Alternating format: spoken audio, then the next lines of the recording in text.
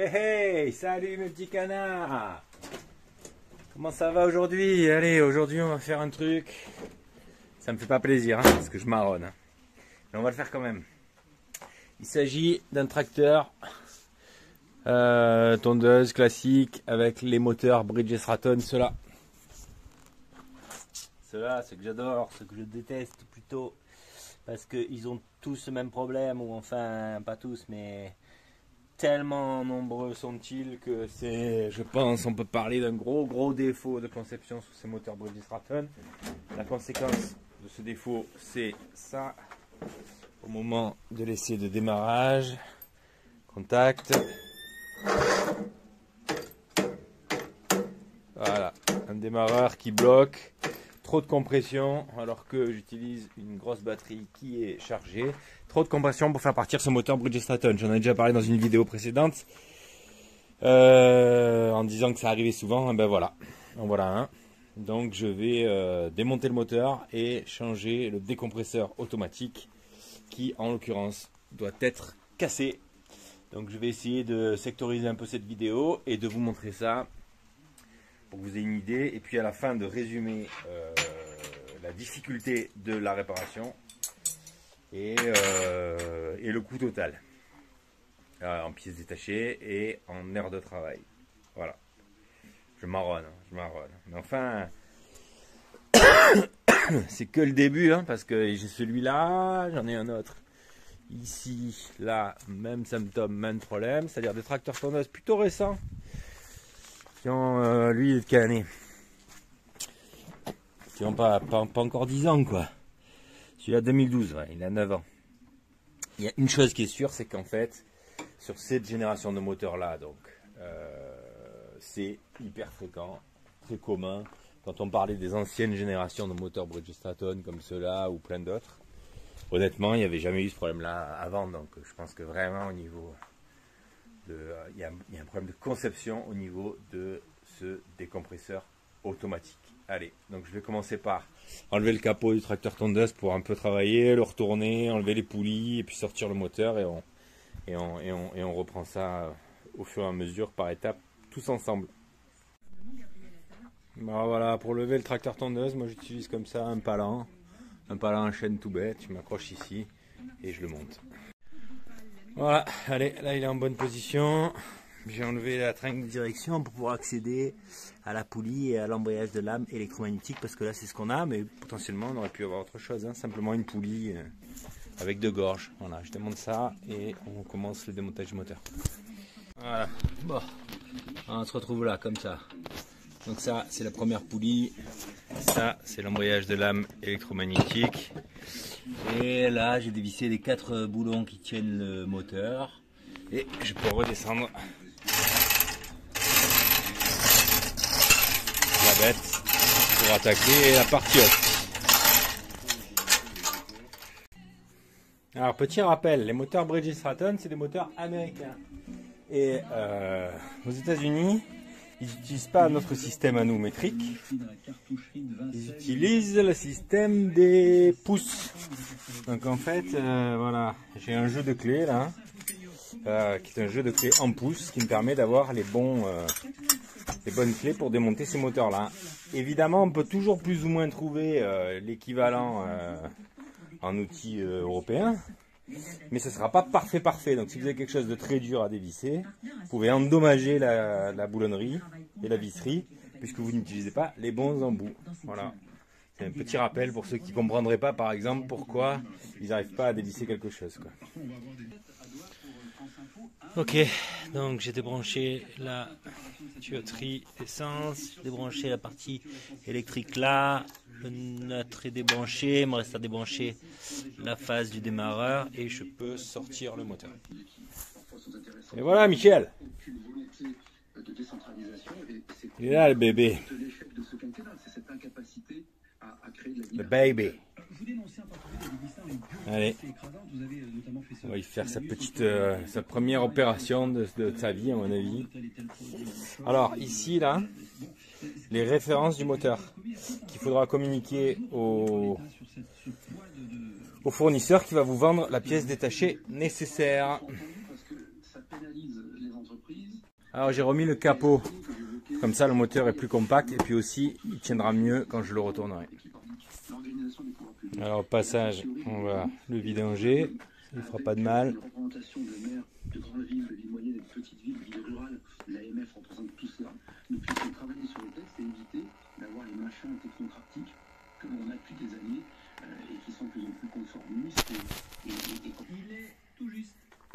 Voilà, allez.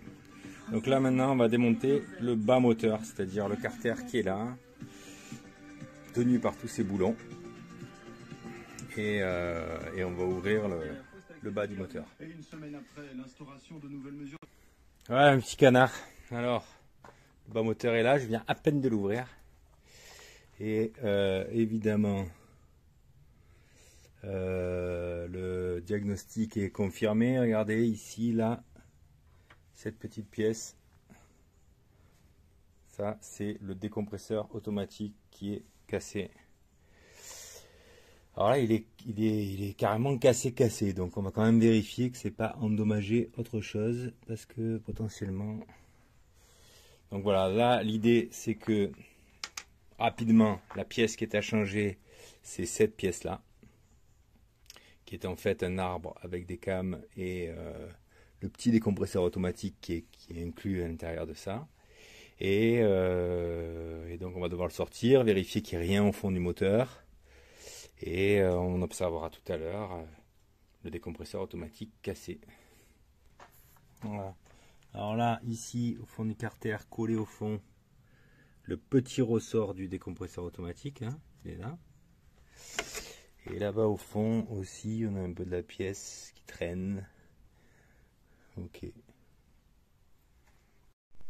Ok, donc là, on va délicatement retirer cette pièce-là, qui est en fait le régulateur.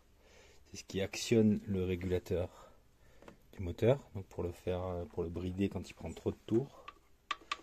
Ça, c'est fixe, pas de problème. Ensuite, on va faire en sorte de mettre le moteur dans une position qui est a priori marquée là par ce point-là, et qui, j'imagine, est marquée là par le petit point ici, le petit poinçon qu'on voit sur les dents du vilebrequin. Voilà. Ok.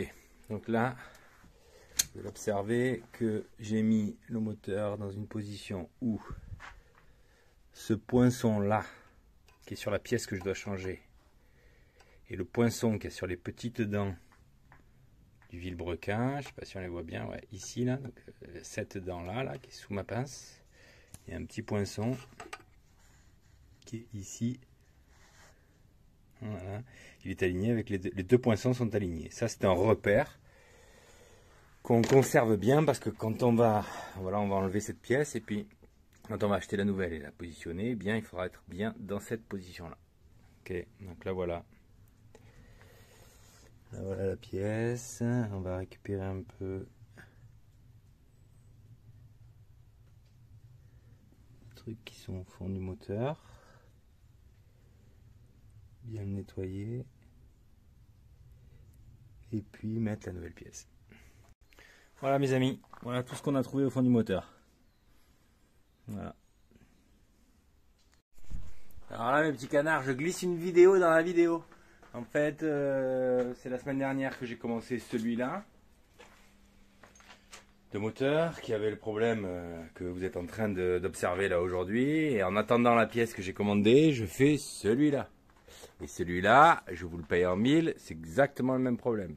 Donc je le mets en parallèle de cette vidéo, même si c'est pas l'objet, juste pour vous montrer que c'est plutôt courant, malheureusement. Voilà, le moteur il est là, je viens de l'ouvrir. Et à l'ouverture, qu'est-ce qu'on a? On a toujours le même problème. Voilà ce qu'on a. Toujours la même histoire. C'est quand même dingue, hein. Enfin voilà, bon, c'était juste pour l'anecdote. Il y a deux moteurs sur l'établi là. Eh bien, les deux moteurs, c'est le même problème. C'est quand même fou. Hey hey, salut, nous voilà 10 jours après. Donc on revient sur ce moteur là. Entre temps, qu'est-ce qui s'est passé? J'avais commandé 2 arbres à cam, tel que celui qui est mort comme ça. J'avais commandé un premier arbre à cam chez un distributeur de pièces détachées en ligne français qui commande des pièces détachées d'origine, et j'ai reçu là-haut l'arbre à cam donc d'origine Bridgestratton, que j'ai monté sur le moteur que vous avez vu précédent là, qui avait en fait la même panne à peu près au même moment. Et là j'ai fait un essai pour ce moteur là, parce que il y a quand même une grosse différence de prix. J'ai commandé l'arbre à cam en Chine, sur un grand site de vente d'articles chinois. Et donc j'ai reçu ça. Voilà. Avec un kit joint pour le cache des soupapes, le joint de carter, les 2 petites embases des soupapes là, qui viennent sur l'arbre à cam. Je sais pas le nom technique du truc. Alors là c'est carrément le luxe, parce que j'ai des joints spi sortie arbre moteur et un autre joint spi, je pense que c'est la sortie de l'arbre de l'autre côté, et notre chère pièce détachée. Alors attendez, je vais mieux m'y prendre, qui est là, et ça pour la somme de 23 €. Sachant que la pièce d'origine Bridgestratton que j'ai achetée en France d'origine, etc., je l'ai payé 70 € ou 75 € et je n'avais rien. C'est-à-dire j'avais juste les embases de soupape, l'arbre à cam, et pas les joints spi, pas rien. Voilà. Donc là on retrouve notre petit décompresseur automatique qui là pour le coup est pas cassé. Et je m'apprête à l'installer. Alors j'ai fait un comparatif visuel des 2 pièces détachées. Il n'y a pas grande différence, à part que peut-être l'acier paraît d'être de meilleure qualité sur l'arbre à cam d'origine, au niveau densité. Mais sinon, ça a l'air conforme. Conforme, je sais pas, mais en tout cas, en tout point identique. Voilà. Donc là, je reprends le moteur tel qu'on l'a laissé il y a 10 jours. Je vais démonter le cache ici pour avoir accès au queue de soupape, et je vais tout installer. Et puis on va voir ça ensemble. Voilà. Donc là, j'ai enlevé le cache qui est ici. J'ai enlevé la grosse quantité de mastic sur le cache pour l'instant. Je ferai le carter après. J'ai simplement tourné là, ici,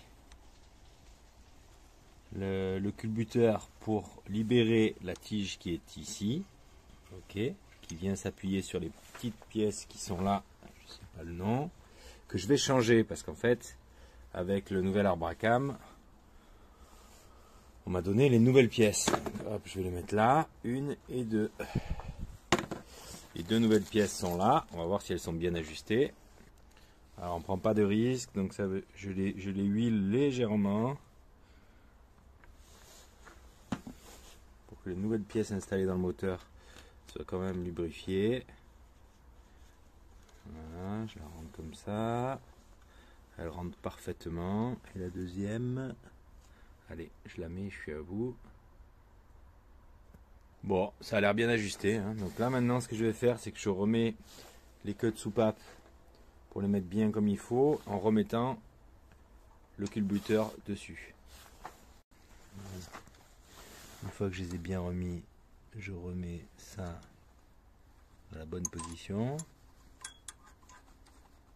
C'est-à-dire comme ça. Voilà, on voit pas très bien en fait, hein. Voilà, donc là c'est remis correctement comme à l'origine, et je suis sûr que mes queues de soupape là viennent bien embuter sur les 2, je sais pas comment ça s'appelle en bas. Voilà, à partir de là, j'ai plus qu'à remettre donc cette pièce neuve que je vais enduire d'huile aussi, et que je vais envoyer dans sa position en respectant, vous vous souvenez, le petit point qui est là en face du petit point qui est là. On le voit à peine, mais vous avez bien compris le principe, le calage du moteur, très important. Voilà, elle est en place. Donc on est d'accord, les 2 petits points l'un en face de l'autre. À partir de maintenant, on va remettre le régulateur automatique. Le régulateur automatique, c'est ça, cette pièce-là. Donc celle-là, elle vient ici, là. Voilà. À ce stade, elle est mobile en latéral. Donc on vient faire en sorte que la petite pointe qui est ici, là, vienne en face de la patte qui est là. Et en fait, c'est à la mise en place du carter que tout ça va se bloquer en fait. Et voilà. Ensuite, là, j'ai nettoyé donc mon plan de joint. Je vais remettre soit le joint papier, soit faire un joint pâte. Je ne sais pas encore, je vais voir, mais peu importe, ça revient au même. Et ensuite, je vais bien lubrifier l'axe pour que le joint spi du moteur vienne bien l'épouser correctement. Bon, alors on va jusqu'au bout du délire, hein. J'ai mis le joint papier. J'ai dû un petit peu le huiler pour essayer de le... Parce qu'il est arrivé dans ce petit carton, donc il était un peu plié en deux. Donc il n'est pas facile à faire tenir comme il faut, mais j'ai un peu huilé, histoire qu'il y ait des petits endroits où ils soient un peu collés pour être sûr d'être bien positionnés. Sans doute que le joint d'origine sera arrivé dans un emballage plus grand, bien à plat, et donc moins de difficulté à le placer, mais enfin, c'est pas la mort. Voilà, allez, je vais commencer le placement du carter. Ok, donc là, mon carter bien nettoyé. Un peu d'huile sur le joint spi. Parce que quand on va mettre le carter, il va falloir bien vérifier que la lèvre du joint spi descend correctement autour de l'axe. Là, je remets mon décompresseur automatique dans la bonne position. Ok.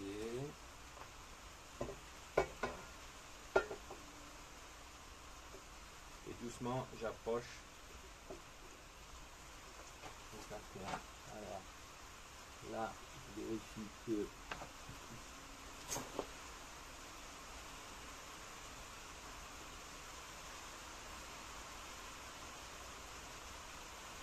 tout est bien aligné. Surtout le petit décompresseur automatique et le joint. Je vérifie qu'il est dans sa bonne position. Ok. Une fois que je suis approché, on observe bien le joint spi et sa lèvre.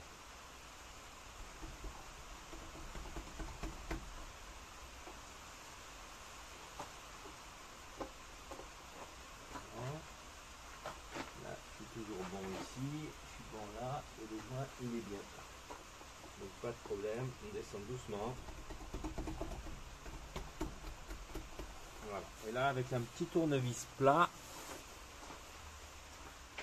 on peut faire attention que le joint spi passe bien autour de l'axe avec une lèvre qui ne soit pas endommagée, pas pliée, qui passe régulièrement autour de l'axe. J'aurais pu aussi changer le joint spi, hein, évidemment. Et là, comme c'était pas ce qui était le problème n'était pas là, je garde le joint spi que j'ai eu dans le kit pour un besoin futur.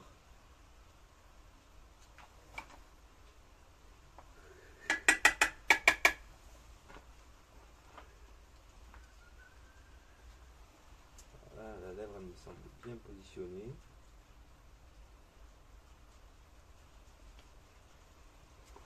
Ok.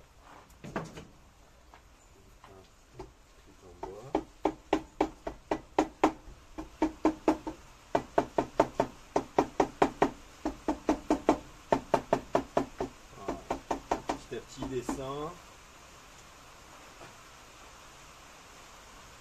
Pas mal.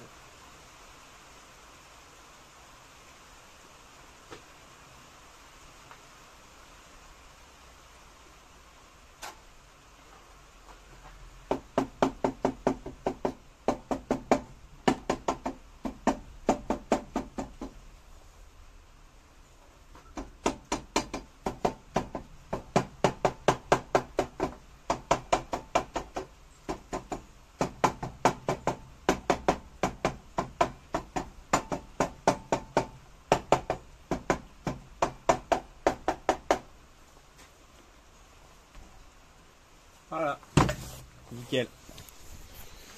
Voilà, donc là, le spi il est bien positionné. Là, mon carter il est bien, le joint me paraît conforme. Donc là, je vais pouvoir attaquer le vissage du carter.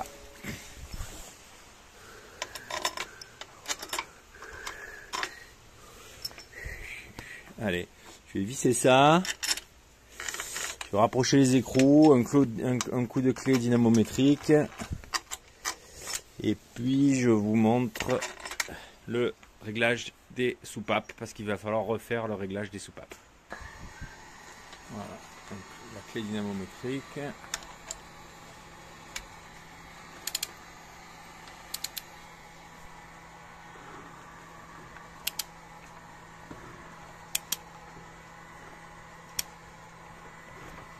J'ai du mal à tenir la caméra et à faire ça en même temps.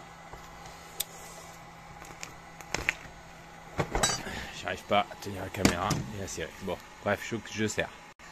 Donc là, j'en profite parce que je sais que mon moteur est en position point mort haut. Donc je vais pouvoir régler mes deux soupapes. Et on voit déjà que j'ai déjà un petit jeu là sur les deux soupapes. Je pense que ce jeu aux soupapes, après le premier redémarrage, il va peut-être falloir le régler une deuxième fois. Mais enfin, on va faire le pré-réglage. Donc pour ça, je vais prendre un jeu de cale que je vais chercher. Voilà.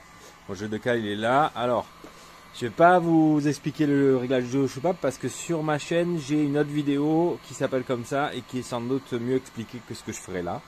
La seule chose c'est que d'habitude on a souvent l'usage de dire sur ces petits moteurs qu'on met une cale de 0,20 à l'échappement et 0,15 à l'admission. Il faut savoir que sur cette génération de moteurs Bridgestone, il y a une petite marge de manœuvre mais je vous donne la moyenne que moi je fais. C'est 10 à l'admission et 15 à l'échappement. C'est un petit peu moins que ce qu'on peut faire des fois sur ces petits moteurs de motoculture. Voilà. Donc je m'occupe du réglage et ensuite je vais remonter le moteur et le poser sur la tondeuse pour faire un démarrage et tester ça avec vous. Et voilà mes petits canards, ça y est. C'est fini. Allez, je remets le moteur sur la tondeuse, je mets de l'huile dedans. Je fais tourner un peu doucement au départ, sans la bougie, et ensuite on fait les essais. C'est bon? Oui. Bon, ça y est. Tout est remonté, je suis en train de serrer la bougie. Comme ça, je le fais en direct. Bonne ou mauvaise surprise. Voilà. Ok, bougie, c'est bon. C'est connecté. Alors on va voir ce que ça donne. Attention. Starter. Bon, l'essence, le carbu, tout ça, j'ai rien vérifié. Donc potentiellement, ça va pas démarrer.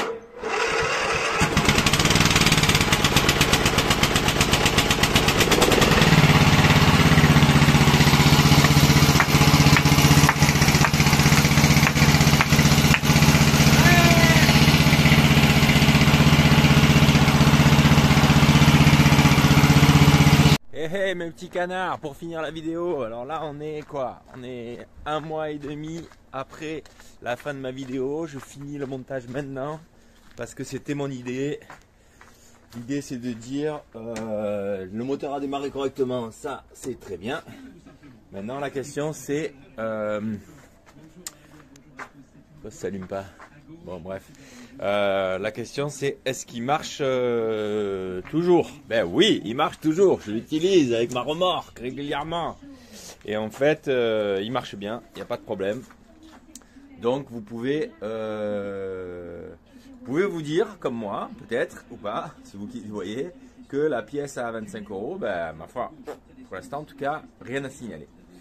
Donc là on est 1 mois et demi après, si jamais il devait y avoir un problème avec cette pièce, je m'engage à rajouter une petite séquence à cette vidéo pour vous dire combien de temps ça a tenu et qu'est-ce qui s'est passé. Voilà. Si maintenant vous regardez cette vidéo dans quelques mois ou quelques années, qui sait, eh bien c'est que tout va bien s'il n'y a pas une petite suite à cette conclusion. Voilà. Merci beaucoup d'avoir regardé la vidéo jusqu'au bout. Pensez à vous abonner à ma chaîne et à mettre des petits likes parce que c'est ça qui me pousse à en faire d'autres si ça vous a rendu service. Et je vous dis à bientôt. Bonne journée. Ah ouais. Je vous remontre, il est là mon tracteur. Ah ouais non, on va rien voir, il fait nuit. Et ouais, ça. Ah ouais, bientôt, je vous ferai une petite vidéo sur ça. Vous avez vu mon petit gilet, hein? Il fait 2 degrés chez moi, ou même pas, il fait moins 2 plutôt ce matin.